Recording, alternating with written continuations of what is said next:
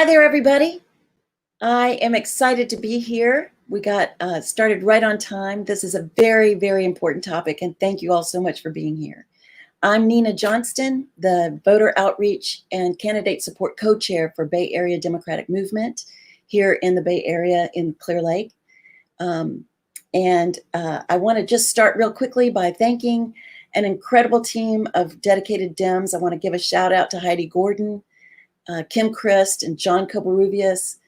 We couldn't have done this evening without you guys. I also want to holler at all the clubs and orgs for Harris County. I think actually, we'll ask DJ, but I think we have all of them. You guys jumped on to help host this and get the word out.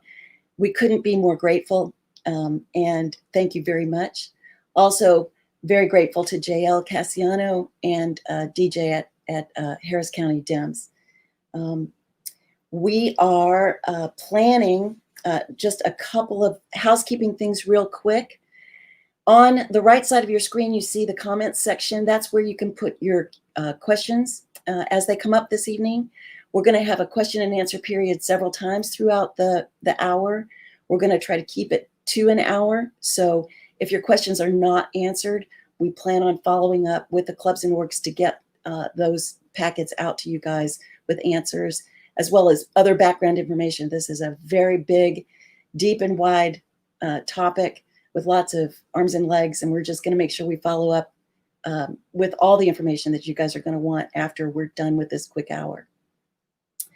At this point, I would like to introduce our keynote speaker, Representative Chris Turner. He has a very long resume and has been working very hard for a long time for Texans all over the state and in his District 101.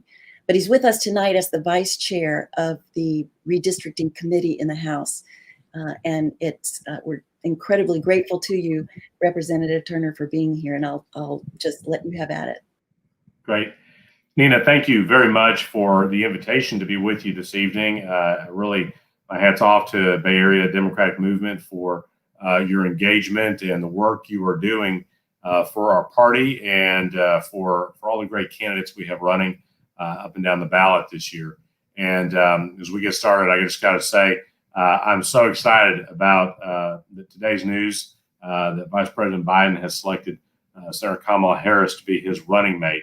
And I'm really excited about this ticket. And I think the Biden-Harris ticket is going to energize Democrats and voters all over Texas, all over the country, and help us win the presidency, most importantly, in November, but also win a lot of other races, including the Texas House. We'll talk more about that a little bit later. But I am glad to be here to talk about redistricting, which is a really important topic. And I have a little slide deck that I'll be sharing with your audience. So there it is. I got to tell you, the Harris County Democrats are incredibly well organized and very, very adept at using technology. So some folks in other parts of the state can learn from y'all.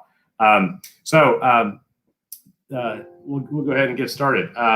So this is just a little more about me. I represent District 101, as was mentioned. That's in Arlington and Grand Prairie up in Tarrant County, right in between Dallas and Fort Worth. I'm in my fifth term. I do serve as vice chair of the Redistricting Committee, also serve as chairman of the Higher Education Committee in the House. And I serve as chairman of the Texas House Democratic Caucus, where I get to work with 66 other very talented, hardworking Democratic members who are making this state better every single day. Sorry, my mouse is a little sensitive. So I want to give you an overview of redistricting. This process is changing as we speak because there's a lot of variables right now, partly because of the pandemic. And I'll touch on that in a second. The House Committee on Redistricting has had a number of hearings over the legislative interim. So in the time since the last session ended, we set out to have nearly 30 field hearings around the state to hear testimony from the public. And this picture you see in this slide is a hearing that was actually held in my district in Arlington at Tarrant County College this past January. We had a big turnout there. And incidentally, it was the last hearing we had, because we were taking a break till about late March. And then, of course, by the time late March came around, we were already knee deep in the COVID-19 pandemic. And so all the hearings have been canceled indefinitely. And so this was the last one we had. We were actually in the Houston area in the fall, I believe in October, September or October. And we had 2 hearings in Harris County at that time. And both were well attended. In fact, it was in October for sure, because it was during the World Series. I remember that did depress turnout at one of the hearings, because we were bumping up against the start of an Astros game. Here's a brief timeline for you to look at. Right now, the census count is ongoing. Originally the census would have been concluded by now. The door-to-door, person-to-person census taking was put on hold because of the pandemic. It has now resumed, and there's been a lot of confusion about this because initially the Census Bureau said they wanted to have until October 31st to complete the census. Now, just last week, they said they're going to come out and do it by September 30th. So as of today, that is the current deadline to complete the census.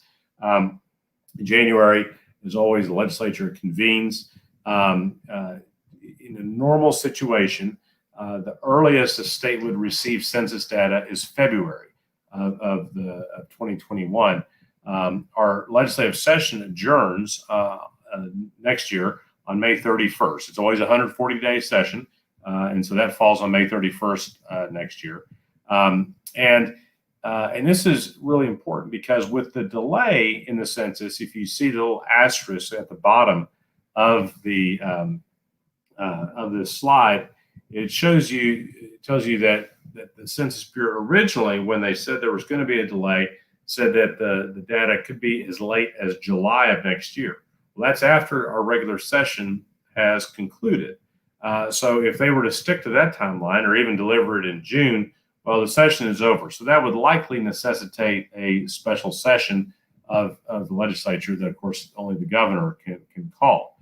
But the short summation of all this is that we don't know what's going to be delivered to the state of Texas and when. We don't know when we'll get the data, and this is very much a play-it-by-ear type of situation. But at some point next year, we will get census data, and we will begin the redistricting process in earnest. Just to touch on the census, I know this audience is undoubtedly very familiar with the importance of the census. So it's obviously used in redistricting, what we're talking about today. It decides congressional apportionment, how many members of Congress each state gets, as well as the size of districts within those states for Congress and the state legislature and State Board of Education. But look, the census also determines planning for infrastructure, for schools, for social services. Businesses use it to make projections for their growth and where they want to expand to next. And perhaps most importantly, long term, is the allocation of federal funding. And so there's massive amounts of federal funding in the health and human services space, education, transportation, community development block grants that are all to some extent determined by the census count and how much population each state, county, city has. And so this is some numbers. I did some research. We know that overall Texas could lose about $300 million a year for every 1% of an undercount that we have in the state. Breaking that down for Harris County could lose $1,100 for every person who goes uncounted in the census. That's why it's so important that we get the word out, and we want every single person to be counted who's present in this state. Status doesn't matter. How long they've been here doesn't matter. If they're here, we want them counted.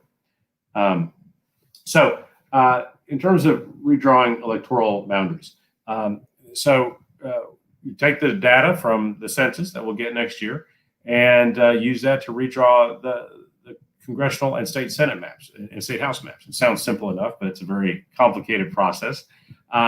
Now, based on population estimates, Texas is expected to gain up to 3 congressional seats, but there is a major caveat with that, and that is our census response rate. And this is there are a lot of failures of the Republican leadership in this state. One of the most severe failures that we're about to pay the price for is that even though Democrats had legislation to spend money to do census outreach so that we would have a robust, complete count effort in the state, Republicans under Greg Abbott and Dan Patrick spent $0 on census outreach. Meanwhile, California is spending $188 million on census outreach in their state.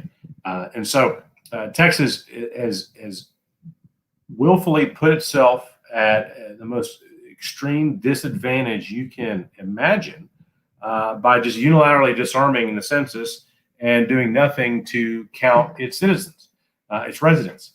And so it's fallen to local leaders at the county and city level. I know Houston and Harris County are doing great work on promoting the census, as our localities up in my area. But we really need a statewide effort. So that has hurt. The pandemic has also undoubtedly hurt the response rate around the nation, including in Texas. And so we are very concerned about the overall response rate, and if we will actually realize those 3 seats that we most undoubtedly deserve based on our growth. But if people aren't counted, we may not get them. However many additional seats we get, we also get that many additional votes in the Electoral College. And so that increases our clout in presidential elections, which is becoming increasingly important as Texas becomes competitive in the presidential race. And then, of course, finally, we redraw the boundaries of districts in the state, as we already discussed. And those boundaries, if all goes well, will be used in the 2022 elections. So standing back, just looking at Texas for a moment here, in our last census count in 2010, we had just over 25 million people in this state. In this census in 2020, we expect that we will see well over 29 million people counted. So close to 30 million people in Texas. And you can see where the red circles are. That's where the growth is. It's in the greater Houston area where you are. It's in the greater Dallas-Fort Worth area where I am. And it's also in the Austin and San Antonio corridor in Central Texas. Let's look at it by ethnicity. Who is fueling that growth? Well, as you would expect, it is largely persons of color fueling that growth. Hispanic growth accounts for a majority of the overall population growth, followed by Anglo and Black growth, which are essentially tied. So as a percent of overall population, the Black growth is extremely substantial, as is the Asian growth. And so you see, really looking at that, Anglo growth is projected to account for only 16% of the overall growth in the state. And that's consistent with what happened in the previous decade. In that decade, 90% of all the growth in the 2000s was persons of color.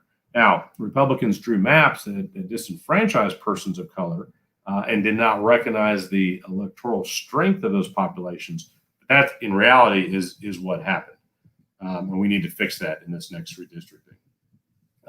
So let's look at your region for a second. In the greater Houston area, in 2010, there were a little over 5.9 million people in this multi-county region. It's projected to be up to 7.3 million now in 2020. And you can see, obviously, the population by county. Harris County obviously being the largest county, but you can see these other very substantially populated counties as well around you in Harris County. So comparing, looking at that population in a slightly different way, this is again the 4 largest counties in your region: Harris, Fort Bend, Montgomery, and Brazoria. Substantial growth in all 4 of those counties, and so that's very, very significant. And then looking at ethnicity in that 4 county metro area, It's a little different than the state overall. So the Hispanic growth leads, but is a little less than half at 44%.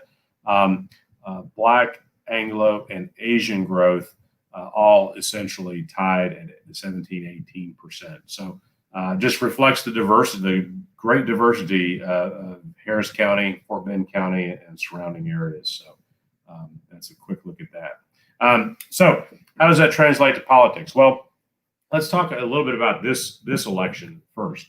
In the Texas Senate right now, we have 12 Democrats, 19 Republicans. I believe that we will gain at least one seat in the state Senate this year, and it'll be 18-13. But the real ball game, as you all know, is in the Texas House. In 2018, we picked up 12 seats. I'm going to show you a slide on that next. It brought us to 67 seats. Let's just do that now. So right now, 67 Democrats, 83 Republicans. We picked up 12 in 2018. They're all amazing leaders in our state, and especially want to thank Harris County Democrats for sending us Representative Gina Kalani in District 132, who's done an outstanding job, and Representative John Rosenthal, who I know you're going to hear from in a moment, in District 135. Both great members doing great work.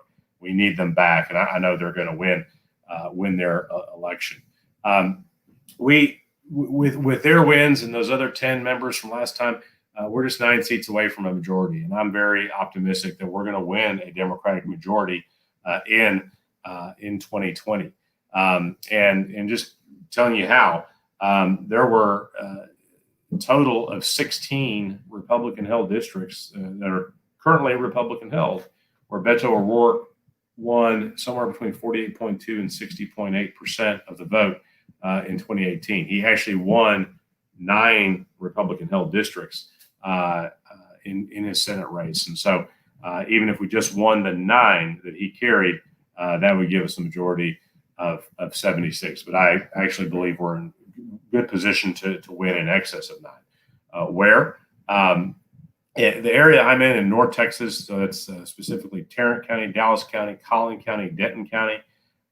We have competitive districts in all of those. Some of those we're defending, but I feel very good about our incumbents. Many of those were on offense in. These are Republican-held seats that we're poised to win. Similarly, in the greater Houston area, specifically in Harris County and Fort Bend County, a total of at least 5 districts in play. And I know we have at least a couple of candidates with us tonight who are part of that conversation, and Ann Johnson and Kayla. And I'm excited about their races, and as well as Kayla Basie in Harris County and Natalie Hurtado in Harris County running strong campaigns, as well as some races in Fort Bend County. And then also in Bexar County, we have a competitive district, and there's one, it's not on here, but in Central Texas as well, north of Austin. So why is it so important to win a Democratic majority in the Texas House? Well, we're all Democrats. We know it's important. But look, here's what's at stake in the next legislative session: redistricting. First and foremost, we talked about that already. It shapes the political landscape in Texas for the next decade and beyond, and not just in Texas, because it has ramifications across the country in terms of the control of the U.S. Congress, the U.S. House.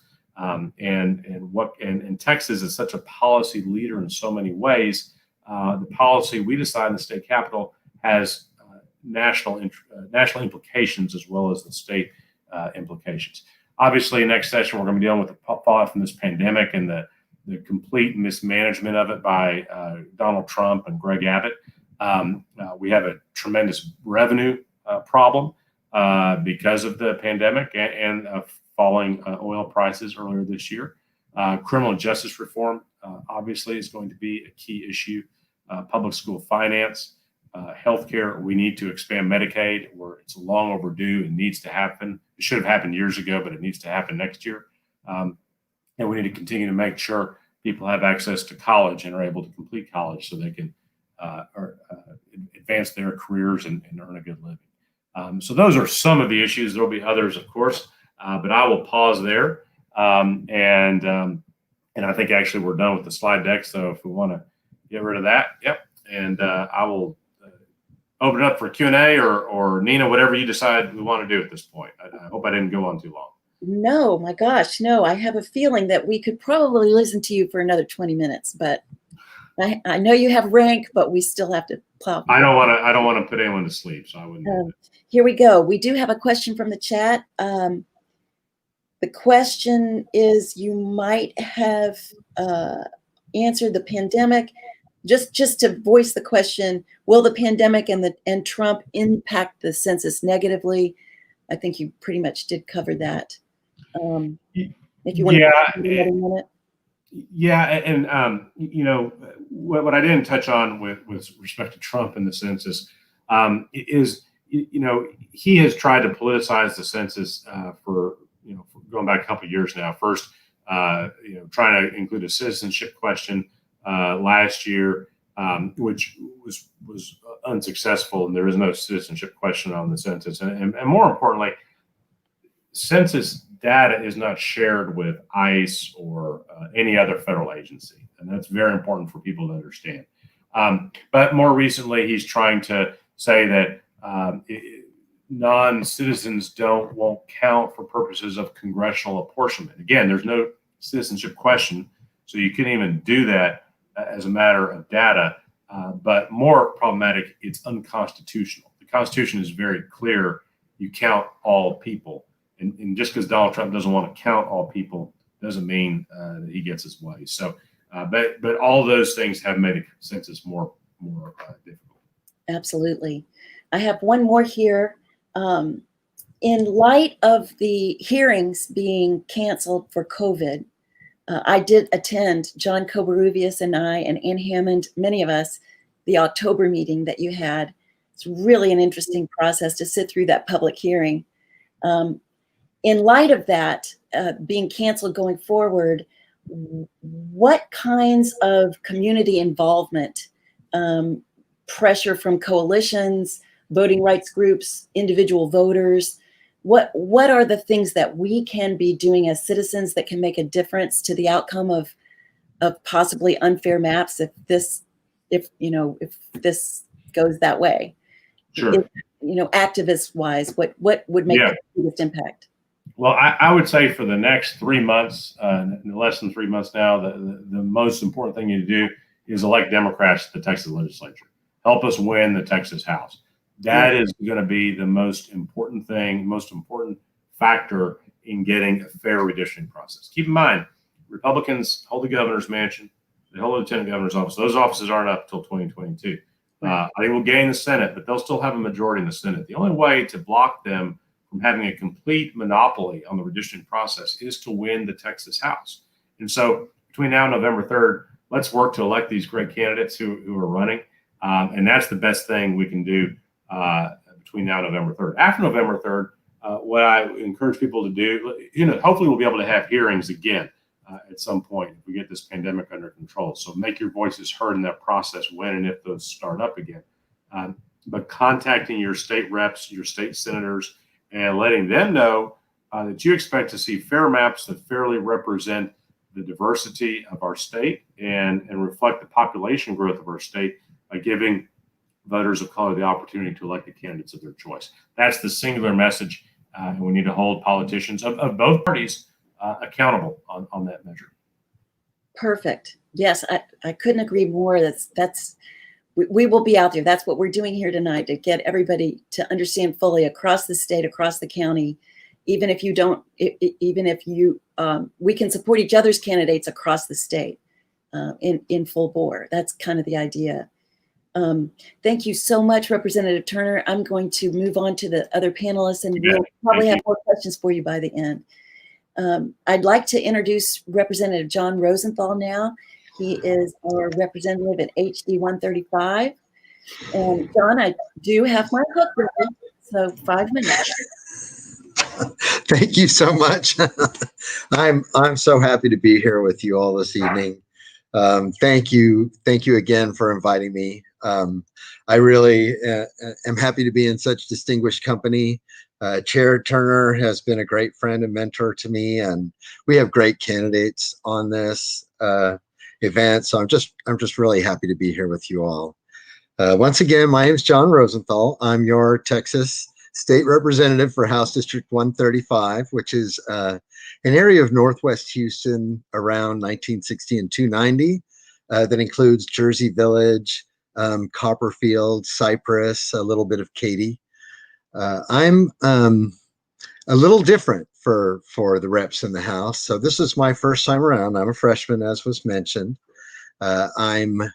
I guess first off, I'm about to be 57, so I got a birthday coming up in a week.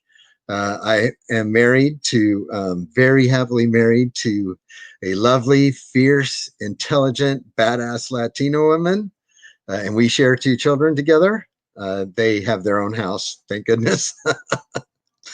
And I'm an engineer. So I'm a mechanical engineer who has worked before getting into politics, I was in the oil and gas industry for the most part.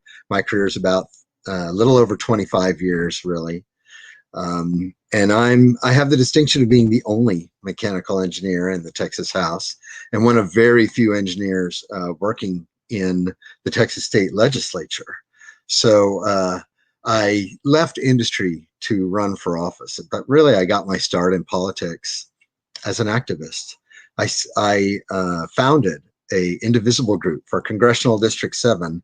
And so I was engaged in actively trying to help flip the Congressional District 7 seat, which now has a Democrat named Lizzie Fletcher in it for the first time in over 50 years. So Lizzie and I are friends, and we're going to be coordinating to try to help each other win my district. I'm a constituent of hers.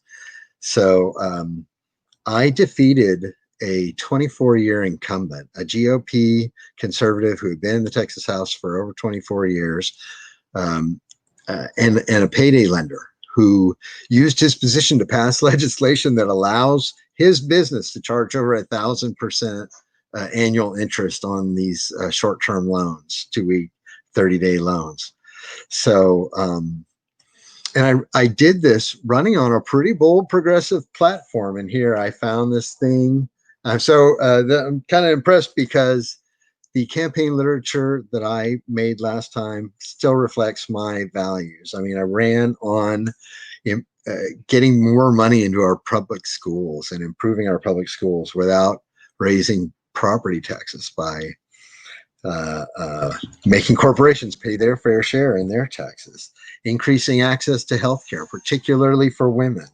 I ran on criminal justice reform, which is something that's so in the front of everybody's mind today. And I ran as an anti-discrimination, anti-bigotry.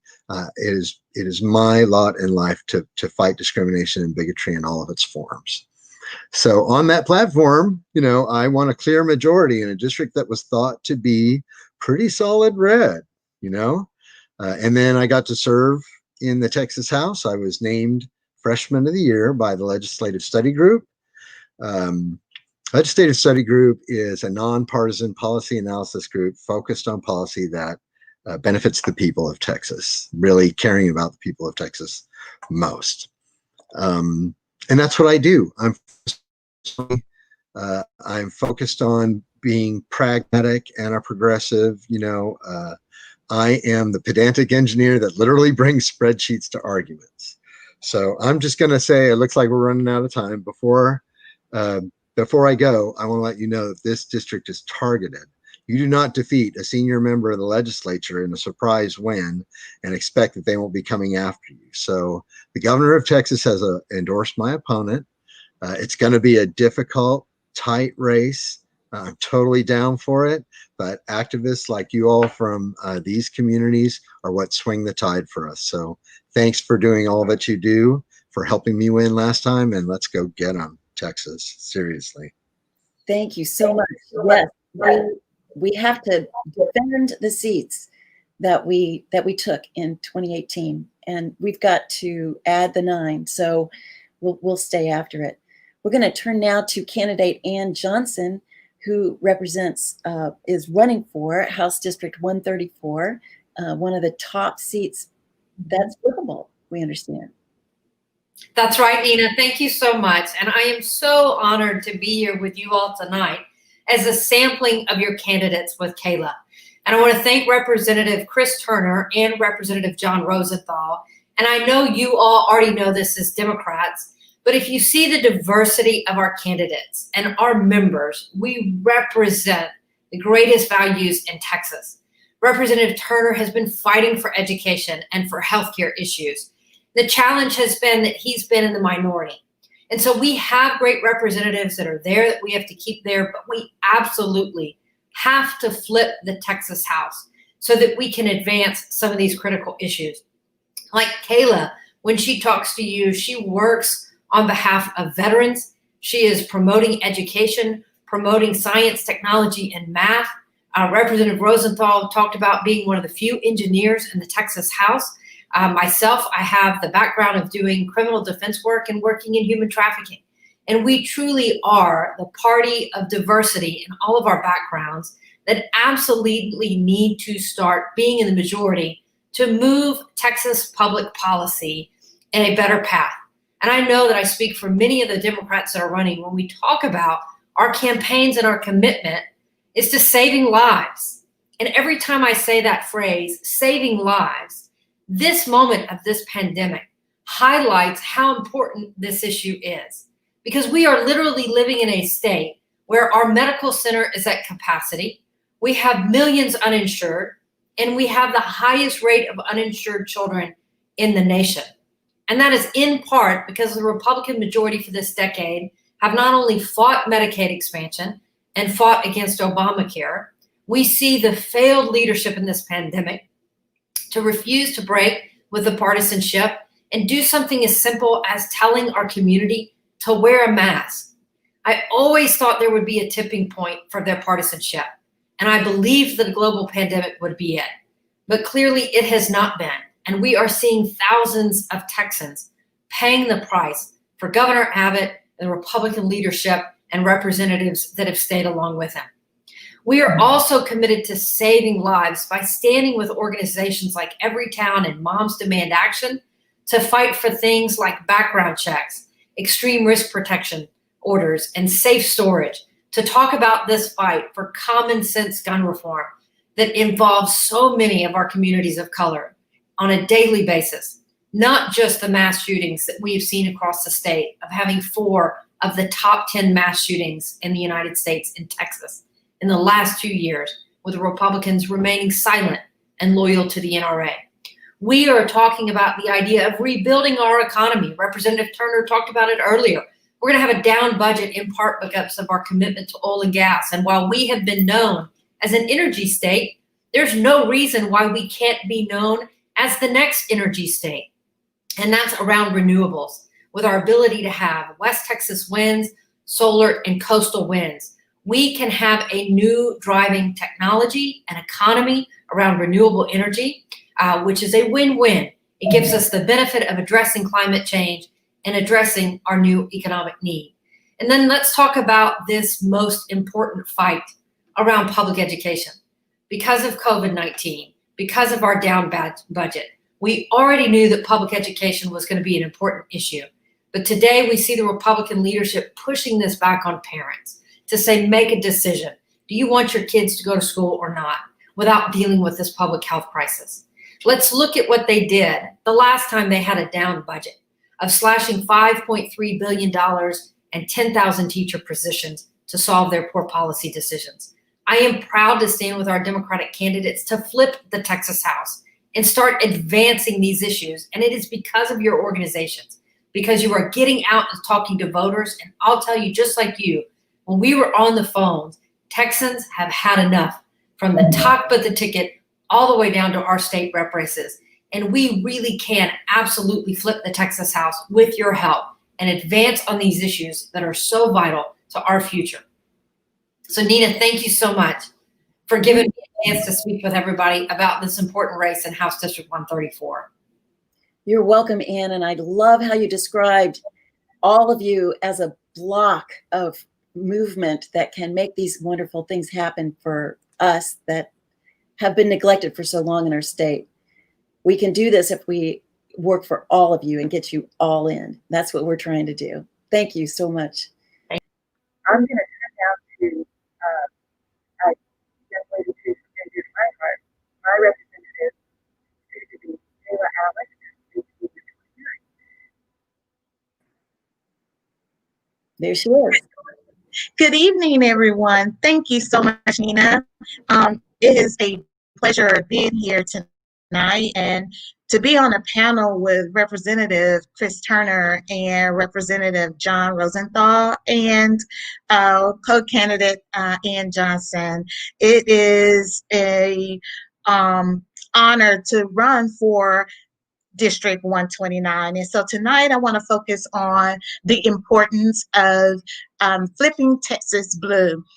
So many of our people in this district and all over Texas, as well as all over our nation, has suffered in the hands of police brutality. And so it's important to get folks who represent all people and fight for police reform to make sure that people are represented equally in their community, making sure we get the right candidates for police in our communities.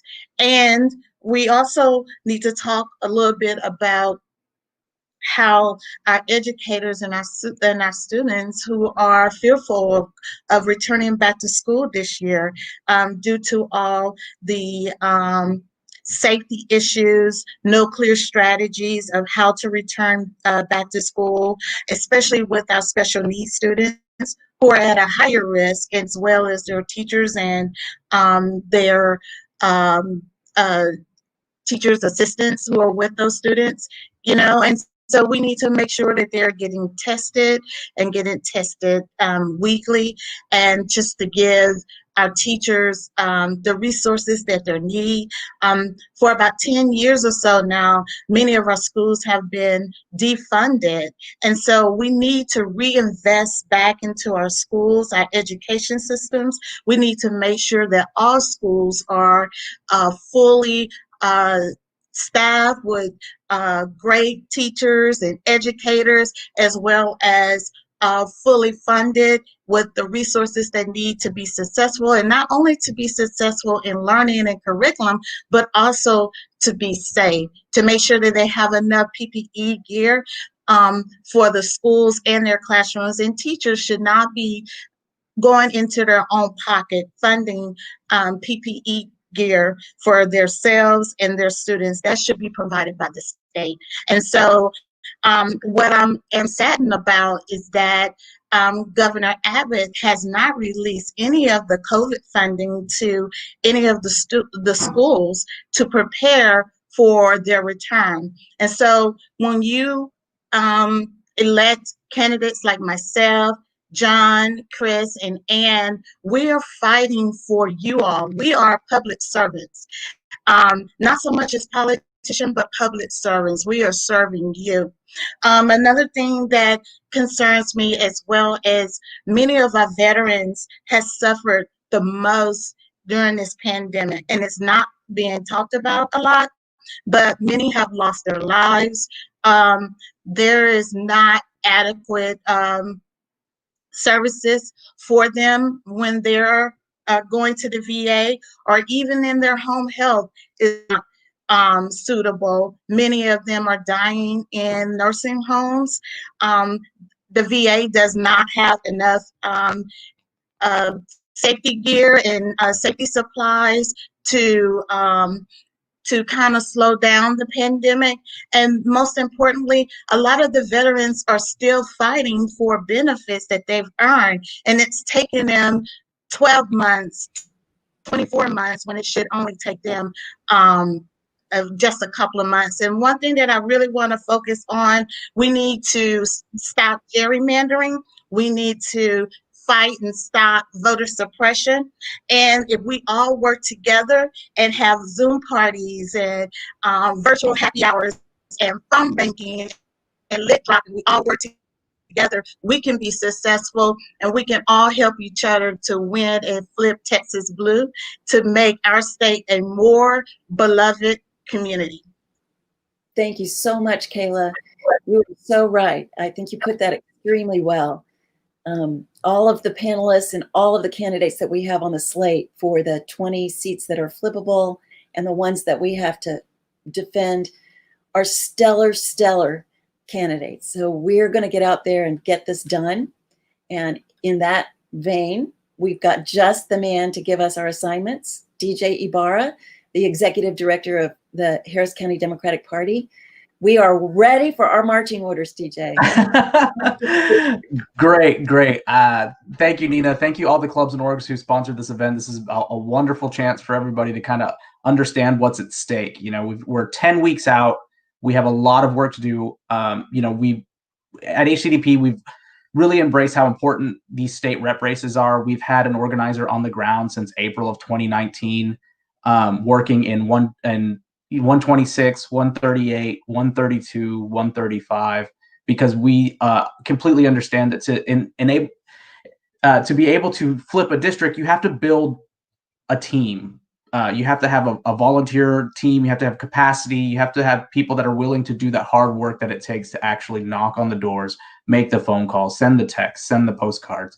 And we've been really excited to do that kind of work and to work with the clubs and orgs that are doing that kind of work. People like Swing Left, and all of our local clubs and orgs, you know, and getting them to work in their areas, the Katy Dems, Meyerland, Southwest, you know, Spring, everybody. Like there's too many to be able to notice. Tom, all of them, all of the Bay Area clubs, Band, Batum. I wish I could. There's too many of them now, but I wish I could name them all because all of them are doing great work. We're all so proud of all the work that they've done.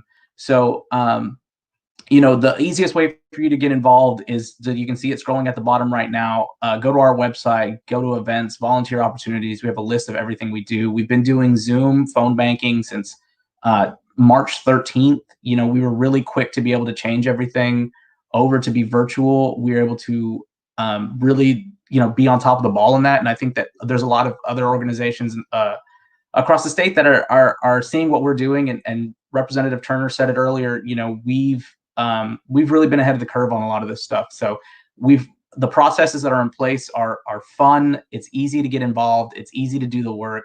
So that being said, here tonight, we wanted to announce that we are going to start a clubs and orgs competition, a phone banking competition, where the clubs and orgs have to have a minimum of a 3-hour block a week to make phone calls. And every week we're going to highlight the club that had the most calls. And at the end of the session, at the end of the year, we'll give away a prize to the top club and calling into their home districts, because there are thousands of people out there right now that are going to vote, but only if you call them and let them know.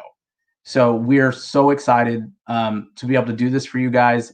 You know, it's going to be the clubs using their van volunteer accounts to do this. It's going to be tallied by that, or if, you know, a lot of them use their precinct chair accounts and things like that, the clubs just need to let us know and we'll tally them all up by that.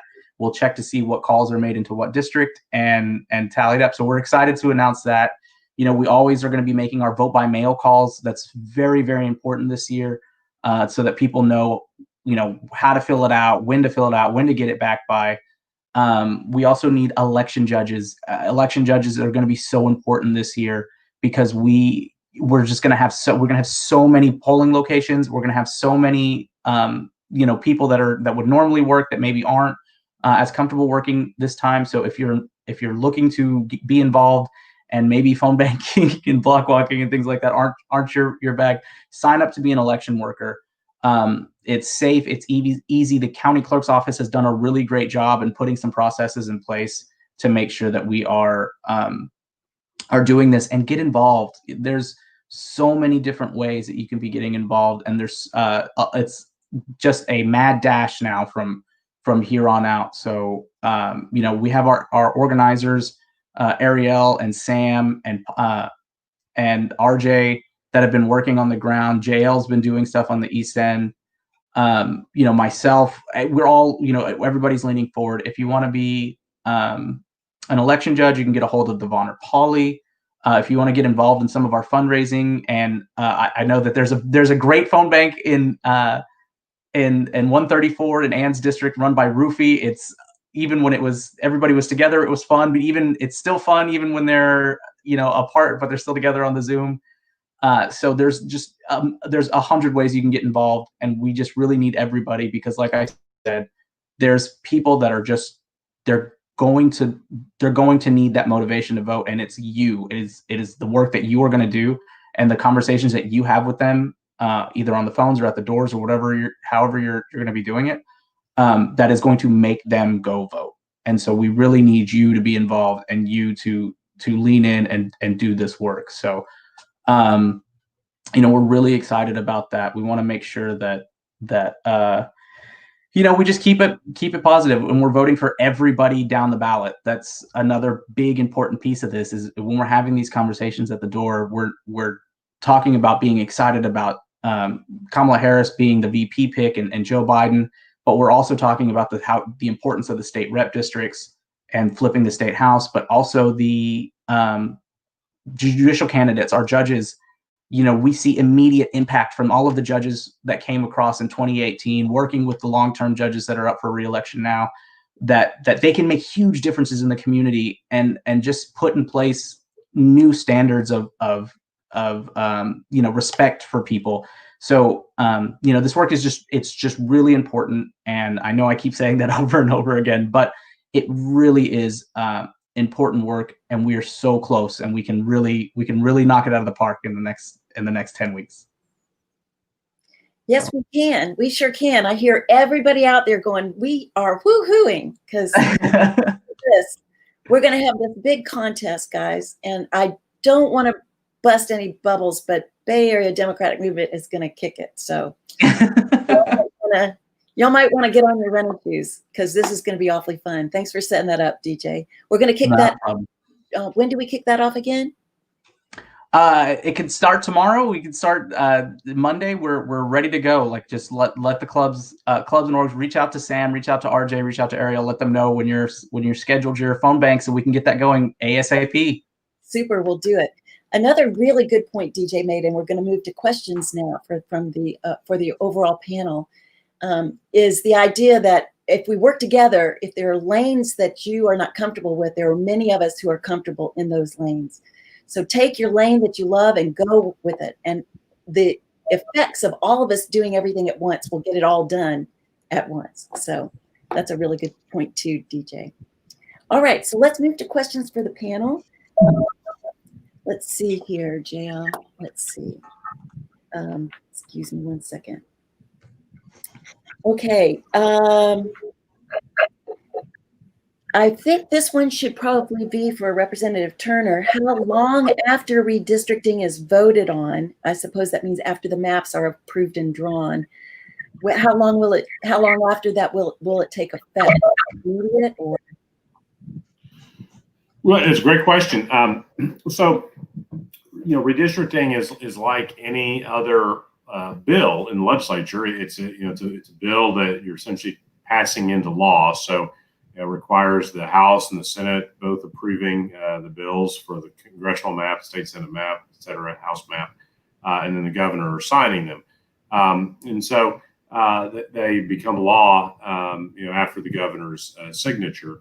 There are some different thresholds, maybe not immediately, but, within a few months, they would become law. Now, inevitably, though, what happens with redistricting is somebody sues and goes to court. Frankly, in the last decade, it was groups defending the rights of voters of color suing the state because the maps intentionally discriminated against African American and Hispanic voters in the state of Texas, and federal courts found that in fact they did discriminate. And so, depending on what the process is this time, it could well end up in litigation again.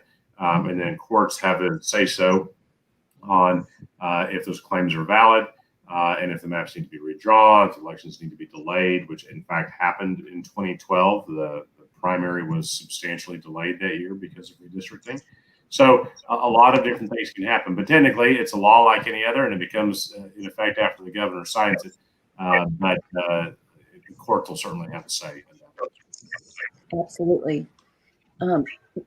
John, did you want to make a comment about redistricting? I want to make a quick comment to follow on, not exactly on the process, but I was so hugely motivated after this last session to come into this next session because redistricting in my mind was the most important thing for us in front of us. Of course, now we see leadership as a life or death struggle, but putting that aside, my district is shaped like a bow tie. Comes out from 299, 260, and there's a cutout in the bottom like this. So while I live right in the geographic center of my district, I'm literally 1 block away from being drawn out. If they move that line over one neighborhood, I don't even live in House District 135. So Democrats need to take the House if you're even going to have a voice. It's super important. Exactly. I live in a district where after garbage day, the garbage is in the other district on the street. So there you go. You know, it's bad. It's really bad. We do have a question here. I'm assuming this is for Representative Turner as well. How are the district lines determined, and what is the process? And I sort of would like to add a little bit of a homey feel to that. I would love a little insight from you about what it's like to be negotiating. How does that negotiation look with the other party on these lines? I mean, it's like drawing a line. Sure. Well, so the process would essentially go like this. Like I said, it's like a bill like any other. So someone files a bill. In this case, it draws a map that is the bill. It's heard in a committee hearing in the redistricting committee. There's witness testimony on the bill, on the map. And then it may be changed in committee. Usually major bills like this are changed in committee, voted out, sent to the House floor. And then members can propose amendments on the House floor.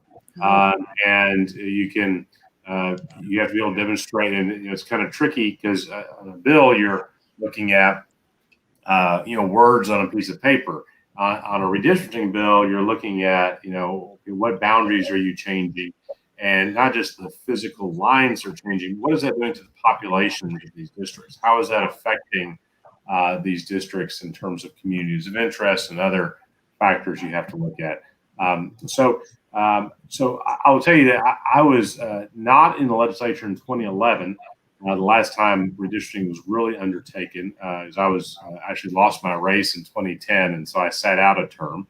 I was there in 2013 when we did sort of a scaled down redistricting process to adopt maps for the rest of the decade. And in that case, frankly, there was no negotiation. Same as in 2011, from what my colleagues have told me, because Republicans had complete control of the process. And they had no interest in negotiating with Democrats. They had no interest in negotiating with advocacy groups who were advocating for voters. They set out to pass a partisan racial gerrymander, and that's what they did.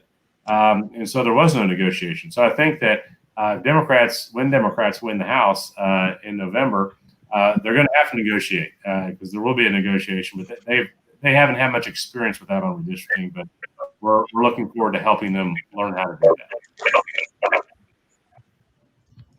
Thank you. That's perfect. It's such a big job. I was to that point about the discrimination. I was interested in your experience as doing your criminal justice work. What do you see as contributing to fair maps and fair lines regarding the criminal justice piece? Well, just as Representative Turner said, basically Republicans have been in control of Texas for the last few decades. And the last couple of times they've had the opportunity to draw these lines, they've had complete control, and they have drawn them extremely so that Republicans would have the voice in Texas. For example, we vote about 53% Republican statewide, but they've drawn our congressional seats to be 2/3 Republican by about an 80% guarantee. That is not fair. And that's one of the things that we're talking with voters now. And when you think about the tipping point where we are in criminal justice reform, given what's happened to George Floyd and many others, I think people have hit that breaking point at recognizing that Republicans have just for decades kept many individuals down, not just in criminal justice and a failure to do criminal justice reform or police reform, but look at public education, look at health. And so I believe, like I know everybody else on this call, that everything fundamentally starts with redistricting. That is the greatest form of voter suppression when you know the outcome of the election before you go vote. That's what keeps us from believing that we are not a red state. We are a non-voting state. We are really a blue state that just doesn't turn out. And it's because Republicans have kept us thinking that way. So in my mind, all of the reforms that we want to take place come down to redistricting, having fair maps so that we can have fair representation for a decade. This election cycle determines our next decade. And that's why this competition on phone calls is so important to let people know. They are motivated to crawl over broken glass to vote against Trump. But it's reminding them that every issue that deals with our daily lives includes not just voting against Trump, but voting for Democrats all the way down the ballot, state rep, judicial, everything else. And that's why your calls are so critical to all of these reforms, not just criminal justice reform. That is absolutely true. I will second that and third that. I've got another question for you, Kayla. I think this will wrap it up unless another one comes in. This is regarding your work with veterans and getting out the vote. That's a population that is invested in the history of our nation today, and before. And I guess the question is, what do you see as needed to generate the get out the vote for not just veterans, but veterans and other populations? What do you think, Kayla? So the important piece of our campaign and all of us is engaging veteran organizations. You have the Mission Continues, you have Combined Arms, you have CHAMP, Changing Hearts and Mind program, you have SERVE, you have MVPN. Those are veteran organizations, including United Way. They have a piece for veterans as well. Reaching out to those organizations, and they'll get you in contact with many of the veterans. But most importantly, many of our veterans are in our own communities and in our own districts. Houston is the second largest veteran city in this nation. And so we live amongst veterans and their families, and they want to be heard. And so when you talk about issues, and if you put aside, the rhetoric, but if you talk about issues and concerns like the pandemic and how can they get their benefits that they've been fighting years for, and they're constantly getting denied, and those are the benefits that they earn. And so if you take that fight and you talk to them, they are more willing to vote Democratic. Many veterans are shifting to voting Democrat, and so there's some veterans that are helping the Lincoln Project that is kind of supporting Biden and Harris ticket and some of the Democrats. And so people are just tired of the rhetoric. People are tired of the divisive talk. And so our veterans, they are very straight to the point. And so if you just talk to them and listen and hear what they have to say, they are more willing to support and just get them involved. Yes, I couldn't agree more, Kayla. I really take umbrage with the idea that the Republicans are trying to usurp the idea of what being a patriot is in this country. And I'm so proud of the work you and Sam do with your organization, and so proud of all of you guys. I don't know, do I get a chance to be proud of the panel? I mean, thank you so much, everyone, for your absolutely committed community service across this state, across Harris County. We are in really good hands on that committee with you, Representative Turner. Thank you so much for what you're doing to make sure we get fair maps. And I guess I just want to say to the audience, it's up to us now to keep these guys in office and elect these new guys in office as a block of Democrats. And remember, we can't vote straight ticket anymore. We've got to check every box on the ballot, and we need to do that across the state. So whatever you can do, we are going to follow up with a list of the candidates that are flippable and the seats that we need to work hard to defend. The current panel will have information about your websites so that the attendees can reach out to you in the ways that we hope that they will with their pocketbooks, is what I'm saying, across the state. That would be great. These races, I just read, and I know I'm not supposed to talk, but I did just read that dollar for dollar campaign donations to House races in the state houses is more bang for the buck than any other kind of race. Because generally, it's not quite as expensive as running on the federal side. So every little bit helps. And if that's a lane you can be in across the state for these candidates, that would be fabulous. In the meantime, thank you all very, very, very much. We're going to block walk and phone bank and we're going to go after it. We've got 10 weeks and it's going to go like that. So thank you for running and thank you for your leadership and all you're doing for Texas. Thank you all. Thanks for having us today. Great discussion. We'll follow up with everything. Yeah, thank you guys so much. Awesome.